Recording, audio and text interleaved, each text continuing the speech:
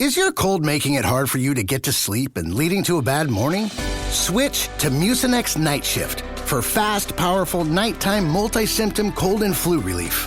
Mucinex Night Shift fights your worst nighttime symptoms to help you get to sleep and wake up ready to go. Mucinex Night Shift. It's comeback season. Use as directed. This episode is brought to you by Shopify. Forget the frustration of picking commerce platforms when you switch your business to Shopify, the global commerce platform that supercharges your selling wherever you sell. With Shopify, you'll harness the same intuitive features, trusted apps, and powerful analytics used by the world's leading brands. Sign up today for your $1 per month trial period at shopify.com/tech, all lowercase. That's shopify.com/tech. If you wanted to support me and also listen to every single episode of this podcast ad-free, then you can do so on Patreon, Spotify, or Apple Podcasts. I will link to everything down in the show notes below. And if you wanted to support me for free, you can subscribe on YouTube. Thank you very much, and I hope you enjoy this episode. Hello, and welcome back to 3D Printing Basics. This is episode number 40. And in this episode, we're going to be going over the pieces of 3D printing news that I found interesting from the month of October. Before we get into it, I just wanted to say thank you for everybody who has come out and supported this podcast.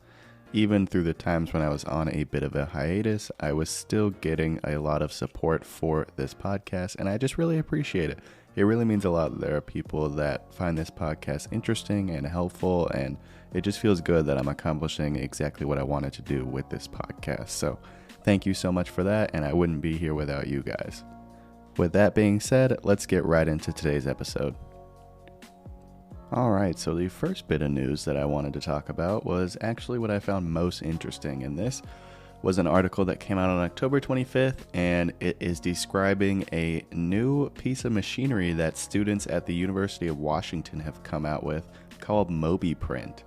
And the simplest way I can break this down is these students took a robot vacuum, like a Roomba, if you know what that is, and basically put a 3D printer on top of it. So this 3D printer can theoretically go anywhere in your house or even outside and print on any surface. There's no build plate, there's nothing like that. It just prints directly on the floor that it sits on. This episode is brought to you by PCBWay. If you're into 3D printing, you know how important precision is, and PCBWay delivers that, not only in custom PCB manufacturing, but also in 3D printing services. Whether you need high-quality parts for your next big project, rapid prototyping, or even CNC machining, PCBWay has got you covered. With a wide range of materials and super competitive pricing, they're your go-to for bringing your designs to life. And now you can use my code 3D Printing Squared. Again, that's 3D Printing Squared, SQUARED, to get $10 off your first order. Check them out at PCBWay.com. Again, that's PCBWay.com, and take your projects to the next level. And this is something that I think is really cool. I think it really opens up the accessibility for 3D printing, because if you're somebody who maybe doesn't have the space or just doesn't really want to have a dedicated space for a 3D printer, maybe you only have your home, you don't have a garage or anything like that, and you think a 3D printer may look ugly, this is something that you can just tuck away. It's really small, and you can only bring it out when you want to use it. And so this printer uses LiDAR technology, just like the Bambu Labs X1C uses LiDAR technology.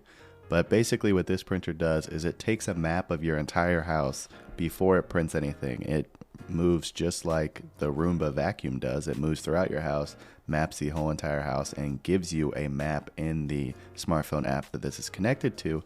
And you basically pick the area that you want to print in. So a use case example of this is if you're using a wheelchair, or if you're anything like that, and there's a bit of an uneven cross section in your house and you want to print a mini ramp to go over that. So this machine would take a map of your whole house. You would select the area that you would want to print the ramp for your wheelchair to get over, and then you would basically design what you wanted. You would slice it in the custom slicer that this machine comes with, and then you would pick the section of the house, and then you would send it to go print, and this machine would head over to the exact area that you want to print and print directly over the floor of your house. And that's the main use case of this printer so far, according to the people that have made it. They want things like accessibility for people with handicaps, things like people who are in wheelchairs or who are maybe blind or have a tough time seeing really well.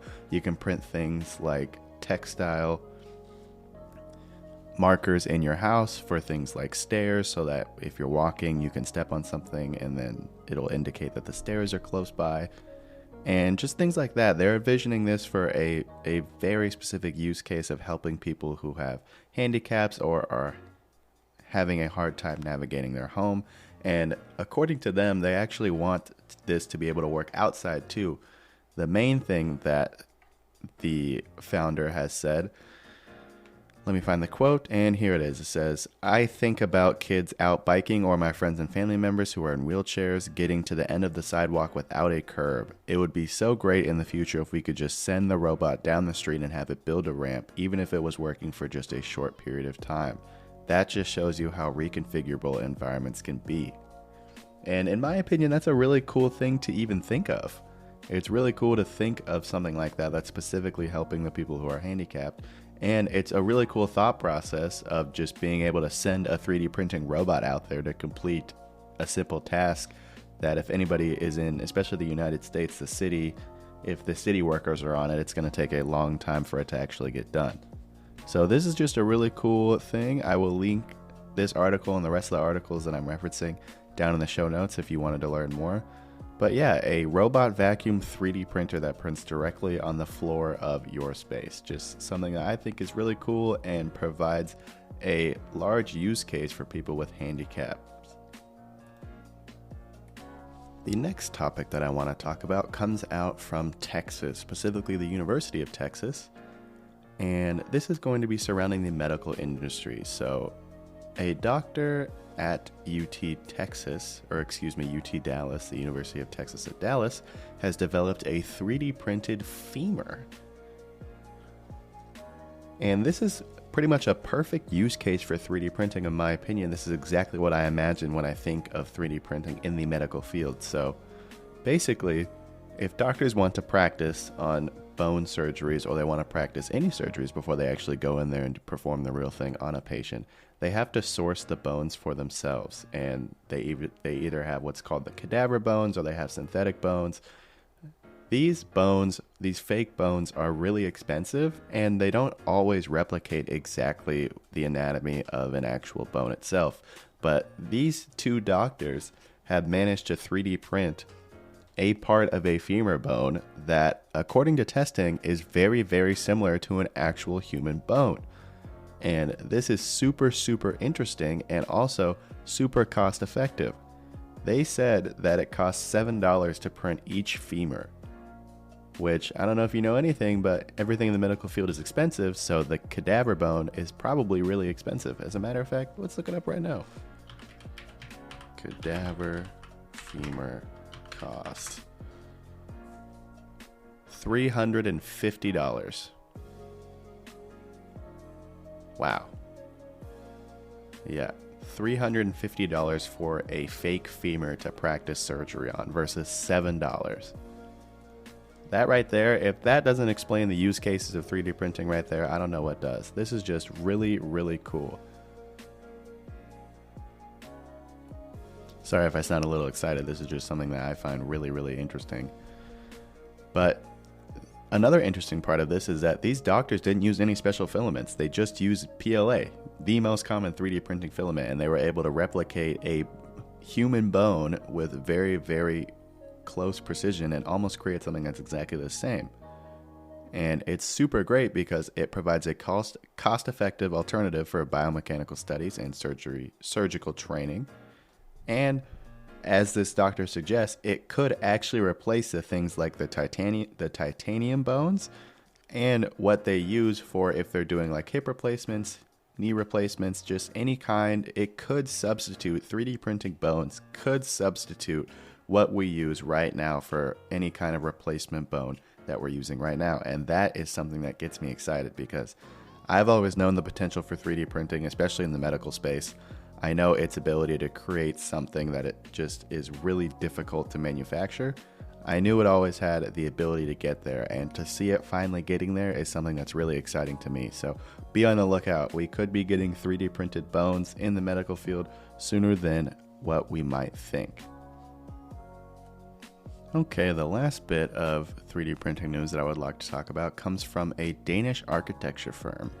This firm has created a structure that combines the use of 3D printing and the mycelium fungus to create structures that reduce carbon footprints and building materials overall. This is something that I found very interesting because it looks like this company just created basically panels that combine 3D printing and this fungus, which creates very strong and very lightweight panels that you can interlock together to create a sort of dome structure. And they debuted this at the Scandinavian Manufacturing Summit, and their whole aim for this project is to minimize spatial and material waste. And this is something that I think could be very useful, especially when buildings nowadays, they take so much concrete and everything like that. It just takes so much manpower and material to create anything nowadays. I love seeing things like this that are combining natural elements with 3D printing to help reduce waste in the human world. And so basically it looks like, I'm looking at pictures of it right now, it looks like it's maybe 25 to 30% 3D printing, and the rest of it is this fungus, which I looked it up, and mycelium is a network of thread-like fungal strands. And that makes sense because if it's a network of basically strings, when you put all these together, it would make it super, super strong. And so combining mycelium with 3D printing would create a super, super strong structure, especially when they have it in this classic dome-like structure, which is known for, of course, being very strong and being very resilient. And the whole point, like I said, is sustainability and efficiency in construction.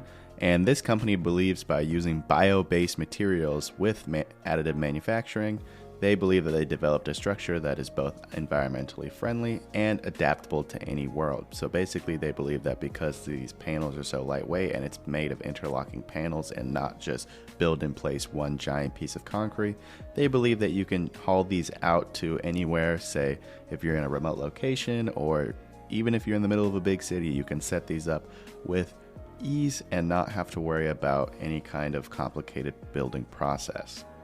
And like I said, this is just something I think is really interesting. I love seeing alternative building solutions, and I've never seen something that is living like a fungus being combined with 3D printing. And I really hope that they continue to develop this, because just looking at it right now, it looks really cool and it looks like something that could be very sustainable. So I hope we see more from this architecture firm containing additive manufacturing and mycelium down the line, and we will see what they have in store. All right, with that being said, that's all I have for you guys today. I hope you learned something and were kept up to date on the current events of 3D printing. Thank you so much for listening to this podcast. Again, I really appreciate all the support everybody's been giving me. It really means the world to me. So thank you so much for listening, and I'll talk to you next time.